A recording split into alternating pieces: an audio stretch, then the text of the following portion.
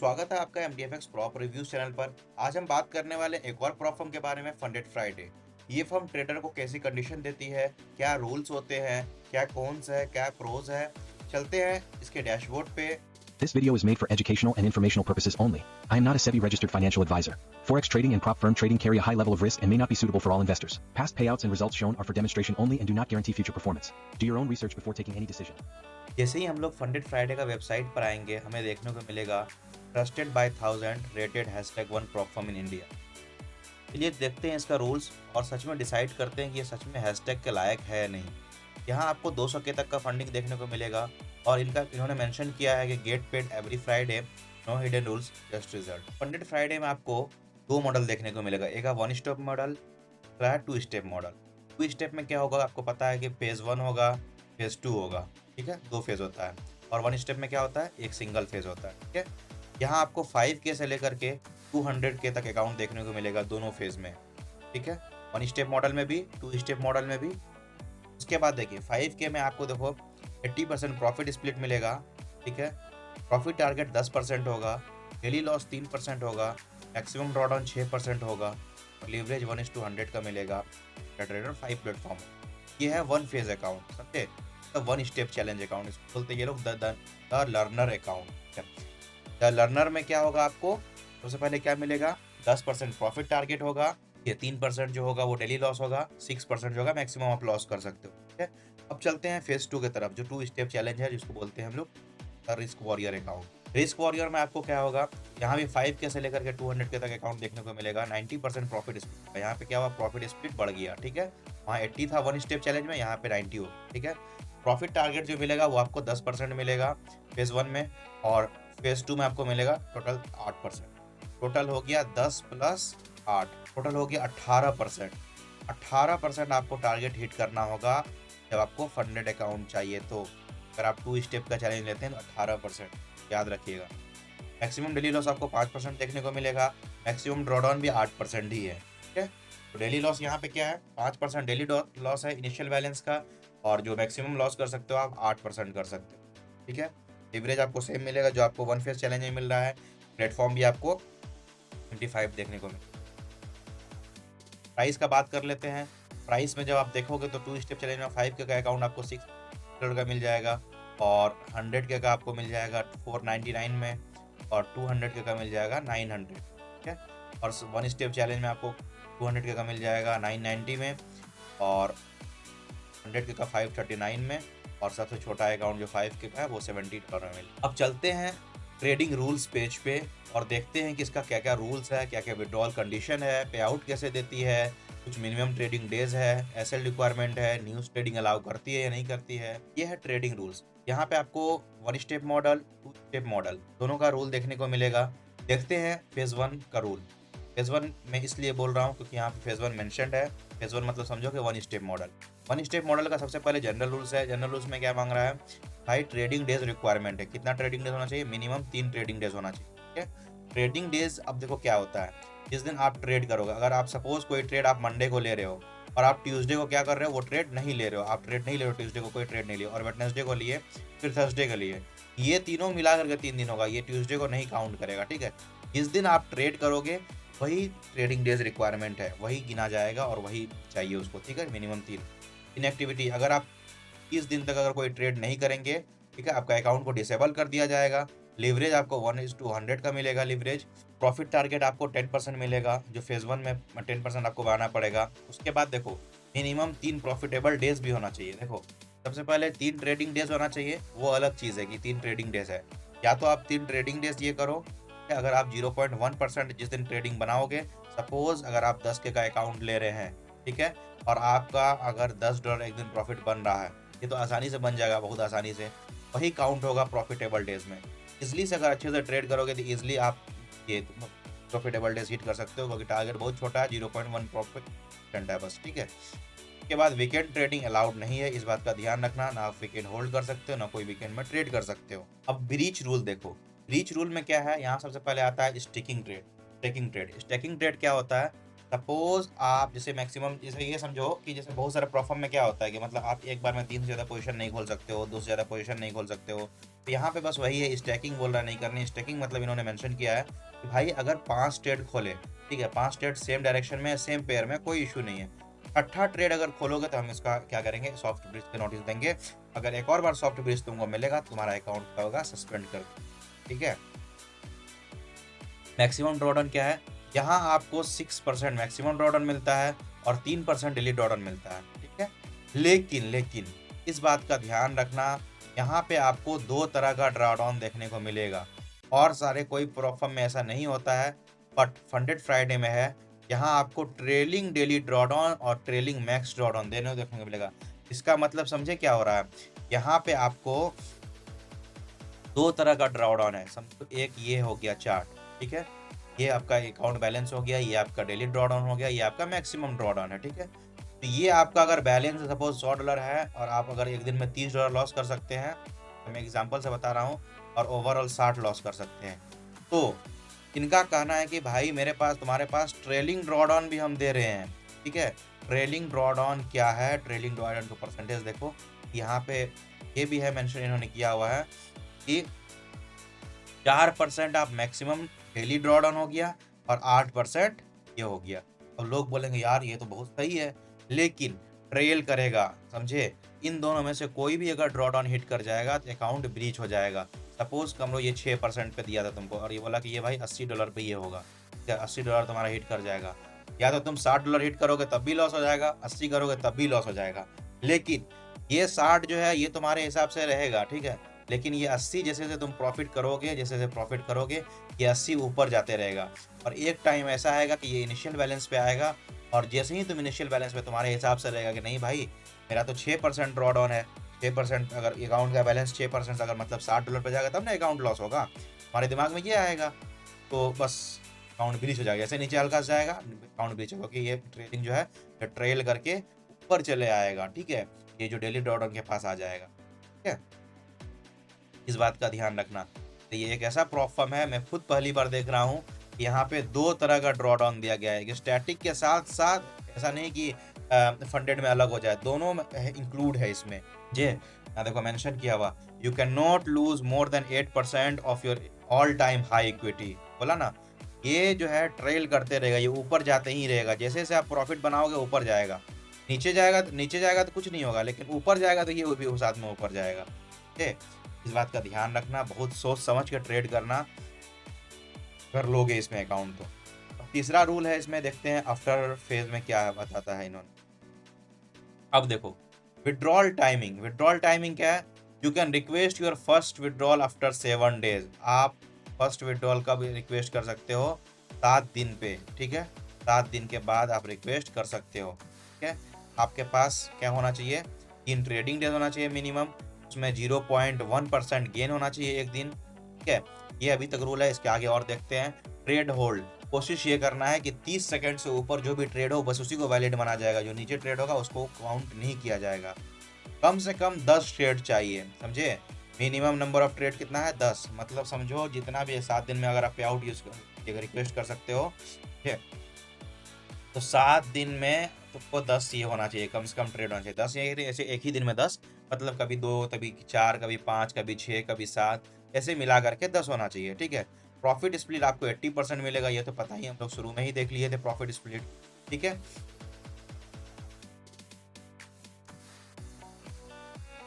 Minimum withdrawal आपको 5% मिलेगा, मतलब आपको अकाउंट का बैलेंस 5% हिट करना होगा।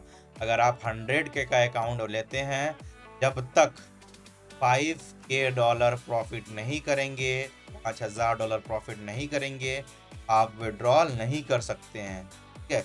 इस बात का ध्यान रखिएगा, क्योंकि में फेज पास करने के बाद भी रिक्वायरमेंट है प्रॉफिट का कि आपको 5 के मिनिमम प्रॉफिट करना ही पड़ेगा।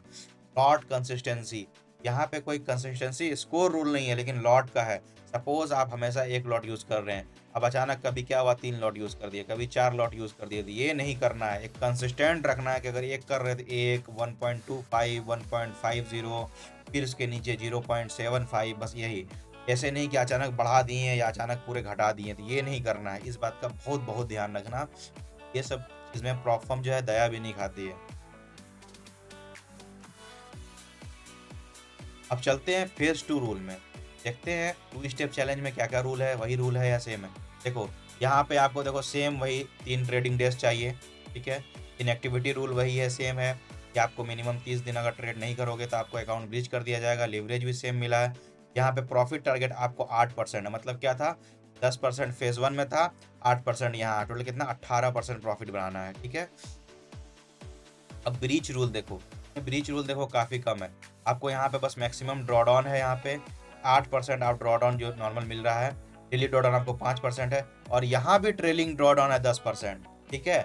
1 स्टेप में 8% था और यहाँ भी ट्रेलिंग ड्रॉडाउन है, तो इस बात का ध्यान रखना। इसमें क्या है, दोनों इंक्लूड है, स्टैटिक भी है, ट्रेलिंग भी है। ये कैलकुलेशन बहुत अच्छा होना चाहिए अगर ये प्रॉप फॉर्म लोगे, और बहुत सोच समझ के हर ट्रेड के बाद आपको डैशबोर्ड देखना पड़ेगा, एक बार अच्छे से मॉनिटर करना पड़ेगा कि हाँ सच में कहीं ऐसा नहीं हो कि एक मिस्टेक की वजह से। क्योंकि देखो अगर कोई लॉजिकल रिस्क होता, आप ट्रेड लिए, हो सकता है मार्केट अच्छा नहीं चल रहा हो, आपका ट्रेड लिया, आपका लॉजिक सही था ट्रेड का, लेकिन ऐसे लीड कर गया, वो मैं मानता हूँ कि भाई वो गुड एसएल है, कोई बात नहीं भाई, हर दिन मार्केट तुमको प्रॉफिट नहीं दे सकता है। लेकिन अगर तुम क्या किए, इलॉजिकल ट्रेड किए या इलॉजिकल तुम्हारा लॉस हो गया, जैसे सपोज तुम्हारा मैक्सिमम ड्रॉडाउन हिट कर गया या डेली ड्रॉडाउन हिट कर गया, ठीक है, और वो भी जो तुमको पता ही नहीं था, तुमको तुम्हारे हिसाब से कि भाई तुम्हारा डेली ड्रॉडाउन क्या है 3% है, लेकिन यहाँ तो स्टैटिक है, समझे, ट्रेलिंग है, ट्रेल हो रहा था, ये तो मैक्सिमम ड्रॉडाउन तुम हिट कर दिए, समझे। इन सब चीज़ को मॉनिटर करना ही होगा, तभी जाकर के एक अच्छा प्रोफेशनल ट्रेडर बन पाओगे और एक अच्छा प्रॉप फर्म मैनेजर बन पाओगे, ठीक है। आगे देखो क्या है, फाइनल अकाउंट साइज। देखो फाइनल अकाउंट साइज में क्या है, आपको after phase 2 you will receive your fund, ठीक है। प्रॉफिट स्प्लिट यहाँ आपको 90% देखने को मिलेगा। 1 स्टेप चैलेंज में क्या था, आपको 80% प्रॉफिट मिल रहा था, बट यहाँ पे आपको 90% प्रॉफिट स्प्लिट मिलेगा। रिस्क मैनेजमेंट, इनका कहना है कि भाई कम से कम जो है रिस्क मैनेजमेंट कैसे करो, we recommend you to maintain consistent lot size, position size and follow proper risk management. कल मैं एक बार रिसर्च किया था इसमें, तो यहाँ पे दिखा रहा था कि एटलीस्ट ये कोशिश करो कि वो 1 से 2% ये लो। लेकिन आज मैं मतलब जब जिस दिन वीडियो बनाने बैठा हूँ, तो इस दिन मैं देख रहा हूँ कि मतलब पूरे का पूरे रूल चेंज है। कल तक पूरे रूल अलग था, ठीक है, और आज मैं देख रहा हूँ मतलब पूरे रूल चेंज है। कल मिनिमम 7 प्रॉफिटेबल डेज चाहिए था उनको, और प्रॉफिट 14 दिन पे था, और बहुत सारा चीज़ था। लेकिन आज मैं देख रहा हूँ इनका बहुत सारा रूल चेंज है, और यहाँ पे बहुत सारा रूल्स था, ब्रीच रूल में भी बहुत सारा रूल था। ट्रेडिंग आवर समझ गए कि ट्रेडिंग आवर मतलब हाई इम्पैक्ट बस न्यूज़ से बच कर आना है, और कुछ भी नहीं है इसमें, ठीक है।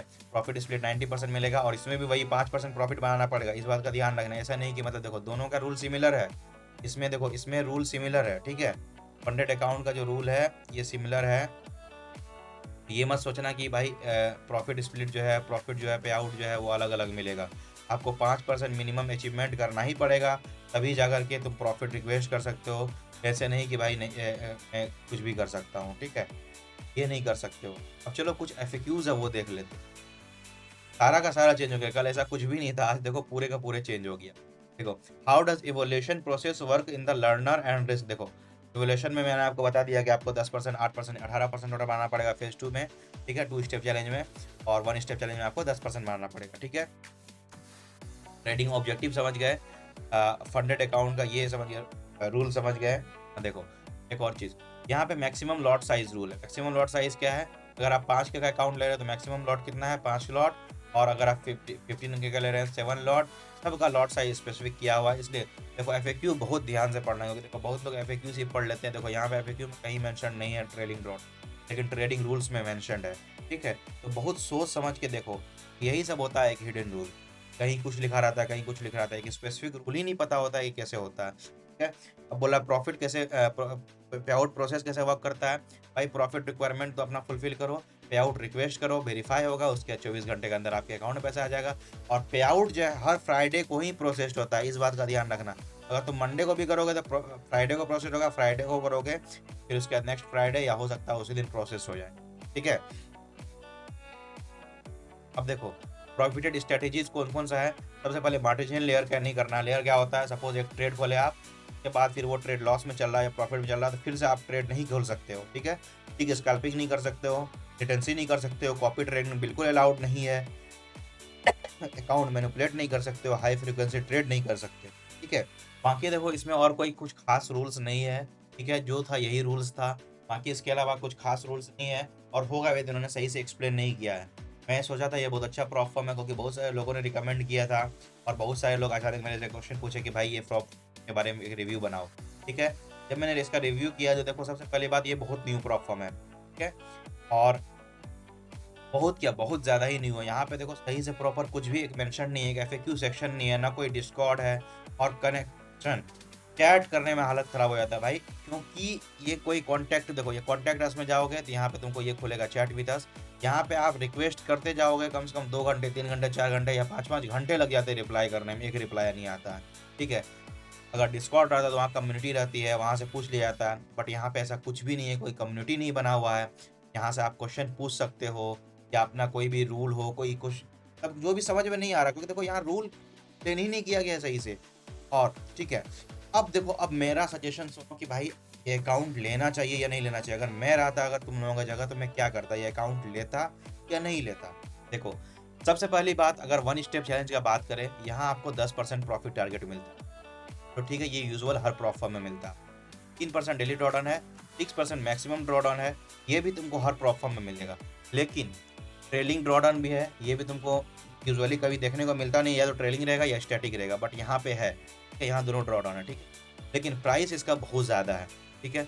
आपको 5K का अकाउंट देखो कितने का मिल रहा है, $70 का मिल रहा है, ठीक है।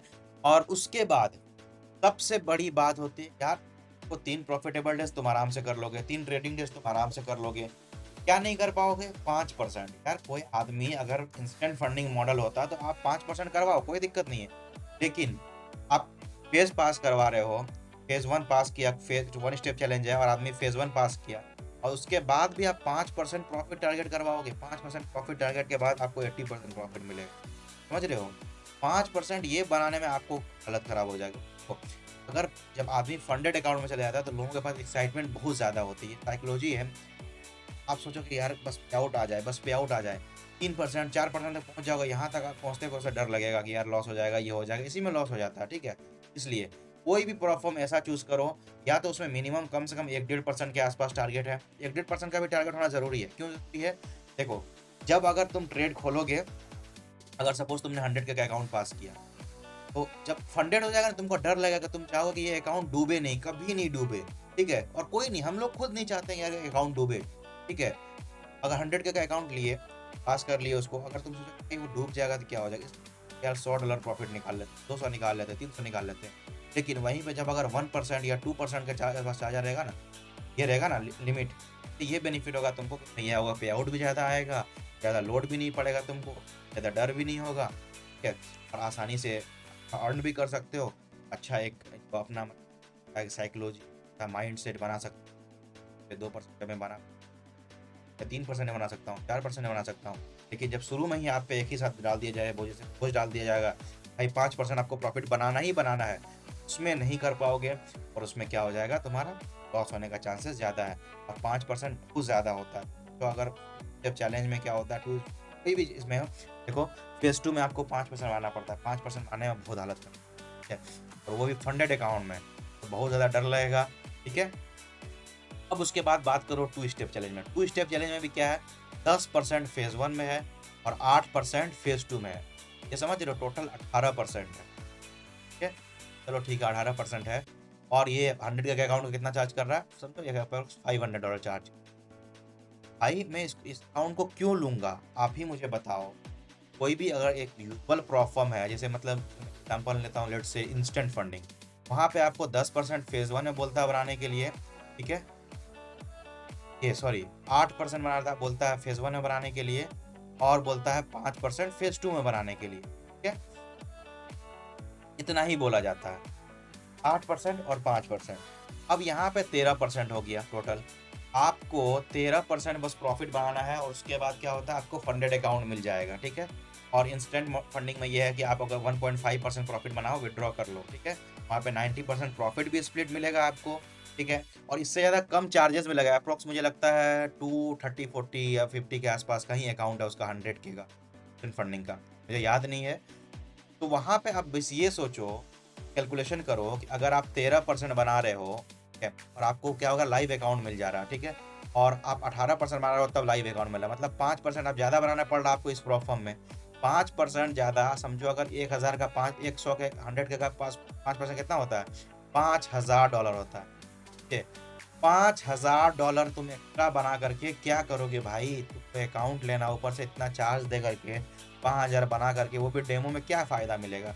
वही अगर 5000 तुम अगर लाइव में बना लोगे, सपोज़ तुम्हारे पास इंस्टेंट फंडिंग का अकाउंट होगा और तुम सोचोगे भाई मेरा 13% टारगेट है, मेरा लाइव मिल गया। उसके बाद जो 5% एक्स्ट्रा जो वहाँ फंडेड फ्राइडे में बनाने को बोल रहा है, यही 5% इधर बना लोगे, तुमको भाई $4000 का प्रॉफ़िट हो जाएगा, अगर 80% प्रॉफ़िट स्प्लिट रहा तो।